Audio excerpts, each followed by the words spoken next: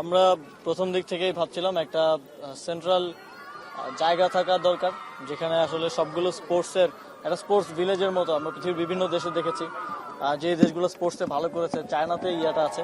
তো প্রাথমিকভাবে আলোচনা চলছিল চায়নার সাথে, এবং আমি আমাদের মাননীয় প্রধান উপদেষ্টা ডক্টর মোহাম্মদ ইউনূস স্যারকেও জানিয়েছি বিষয়টা। স্যার যখন সংযুক্ত আরব আমিরাতে গিয়েছিলেন কিছুদিন আগে, তিনি সেখানে বিষয়টি তোলেন এবং সংযুক্ত আরব আমিরাত সরকার আমাদেরকে আর্থিক সহযোগিতা করার ব্যাপারে একমত হয়েছে। তবে যেহেতু আমরা ক্রীড়া বিকেন্দ্রীকরণের কথা বলছি, সেই জায়গা থেকে 8টি বিভাগে 8টি স্পোর্টস হাব করার ব্যাপারে সিদ্ধান্ত হয়েছে। এখন মন্ত্রণালয় কাজ করছে, মন্ত্রণালয় আরো ডিটেইল ডিজাইনিং করে আমাদের কি পরিমাণ আর্থিক সহযোগিতা লাগবে সেটা আমরা জানাবো, এবং আশা করি যে আগামী অর্থ বছরেই আমরা কাজ শুরু করে দিতে পারবো স্পোর্টস হাবের। গুলশানে একটা জমির বিষয়ে বলছিলেন, সেখানে ছোট ছোট ফেডারেশনগুলোকে অ্যাকোমোডেশন করা যায় কিনা, বিষয়টা যদি আপনি আমরা ব্যাকগ্রাউন্ডে অনেকগুলো কাজই করছিলাম। তার মধ্যে আমরা দেখলাম যে গুলশানে আমাদের জাতীয় ক্রীড়া পরিষদের একটা বড় জমি আছে যেটা বেদখল হয়ে আছে। আমরা সেটার কিছু দালিলিক কিছু জটিলতা ছিল, সেগুলো শেষ করেছি।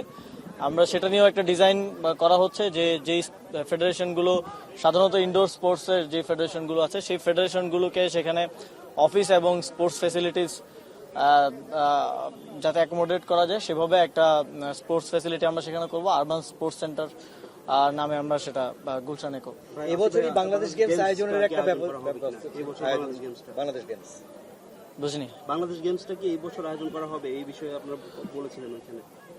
এই বিষয়ে আমরা কথা বলছি, আমরা দ্রুতই আপনাদেরকে জানাতে পারবো আশা করি।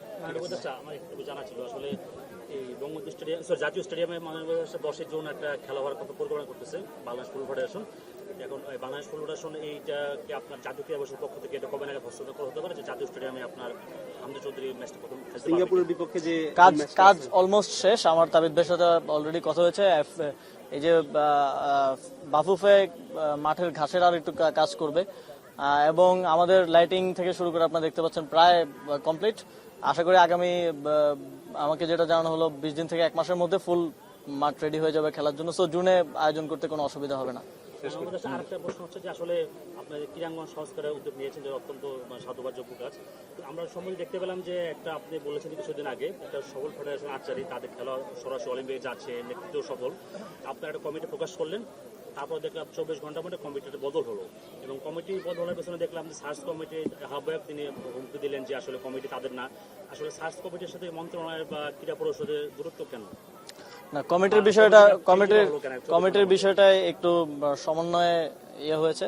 আর আমাদের একটা পলিসিগত সিদ্ধান্ত ছিল যে কোনো ফেডারেশনে কেউ সর্বোচ্চ পদে 2 বারের বেশি থাকতে পারবে না।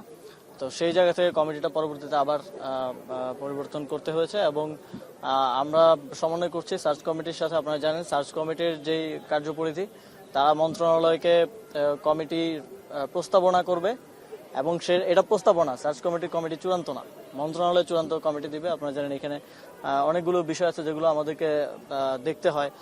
অনেকের রাজনৈতিক পরিচয়, কেউ পূর্ববর্তী ফ্যাসিবাদের সাথে জড়িত, এবং আমরা অনেকগুলো ফেডারেশনের লোকজনকে সরাসরি রাজপথে গণঅভ্যুত্থানের সময় হামলায় অংশগ্রহণ করতেও দেখেছি। তাদেরকে তো আমরা দিতে পারি না। সেই জায়গা থেকে মন্ত্রণালয় এগুলোকে আরো ভালোভাবে পর্যবেক্ষণ করার মাধ্যমে কমিটিটা চূড়ান্ত করবে। এটা হচ্ছে নিয়ম আর কি। ওকে, ধন্যবাদ।